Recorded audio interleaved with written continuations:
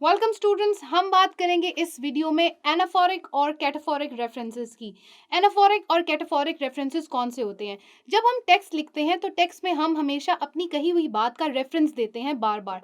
जैसे हम डिस्कस करते हैं कि हम एक पैराग्राफ जब लिख रहे हैं तो पैराग्राफ लिखते हुए वो बात जिसके ऊपर हमने रिफ्लेक्ट करना है, हम उसकी नेक्स्ट स्टेटमेंट में बात कर रहे हैं तो हम एक रेफरेंस देंगे। ये चीज़ हमेशा हमने रेफरेंसेस के थ्रू करनी होती है। अब हम डिस्कस करेंगे सबसे पहले एनाफोरिक रेफरेंसेस कौन से होते हैं। एनाफोरिक रेफरेंसेस वो होते हैं जहां पर हम एक बात मेंशन कर चुके हैं पिछली स्टेटमेंट में और उसको हम क्या कर रहे हैं, अगली स्टेटमेंट में उसका रेफरेंस दे रहे हैं, लेकिन हम क्या यूज कर रहे हैं? प्रोनाउंस। हम प्रोनाउंस यूज कर रहे हैं। जैसा कि एक सेंटेंस में बोलूंगी, हजरत आसमा रजी अल्लाह ताला अन्हा was one of the very first ladies who accepted Islam. अब यहाँ पर मैंने हजरत आसमा रजी अल्लाह ताला अन्हा का नाम लिख के आगे उनसे रिलेटेड एक बात लिखी है। अब मैं अगले सेंटेंस में लिखूंगी, she was the daughter of हजरत अबू बकर सदीक रजी अल्लाह ताला अन्हु।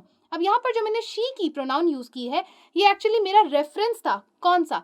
एनाफोरिक रेफरेंस था उस स्टेटमेंट के बारे में जो मैंने इससे पहले लिखी है। कौन सी वाली? दैट हजरत आसमा रजी अल्लाह ताला अन्हा was one of the very few ladies who accepted इस्लाम।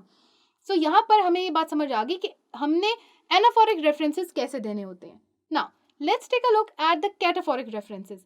अच्छा, कैटाफोरिक रेफरेंसेस में हम क्या करते हैं, हम एक बात जो पहले लिख दी होती है उसको हम एज अ रेफरेंस ट्रीट करते हैं और बाद में बताते हैं कि एक्चुअली क्या बात थी। यानी इसका उल्ट होगा बिल्कुल एनाफोरिक रेफरेंसेस का, बिल्कुल ऑपोजिट साइड में। कैसे? हजूर पाक सल्लल्लाहु अलैहि वसल्लम एंड हिज कंपेनियन। जब आप हिज का प्रोनाउन पढ़ते हैं तो आपके ज़हन में क्या आता है? हजूर पाक सल्लल्लाहु अलैहि वसल्लम और prophet peace be upon him. ठीक है, आपने ये चीज़ जहन में रखनी है कि अब हम क्या कर रहे हैं, हम रेफरेंस बाद में दे रहे हैं, ठीक है, लेकिन रेफरेंस वाला वर्ड कहाँ लिखा हुआ है? वो पहले लिखा हुआ है।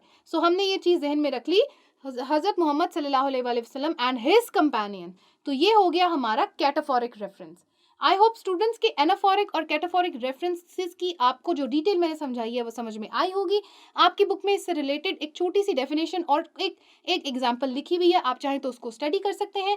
इसके अलावा आपने टेक्स्ट में से जाके एनाफोरिक और कैटाफोरिक रेफरेंसेस ढूंढने हैं, पांच एनाफोरिक और 5 कैटाफोरिक। उसके बाद आप अपनी दी हुई एग्जाम्पल्स जो हैं वो डिस्कशन बोर्ड में मुझसे डिस्कस कर सकते हैं।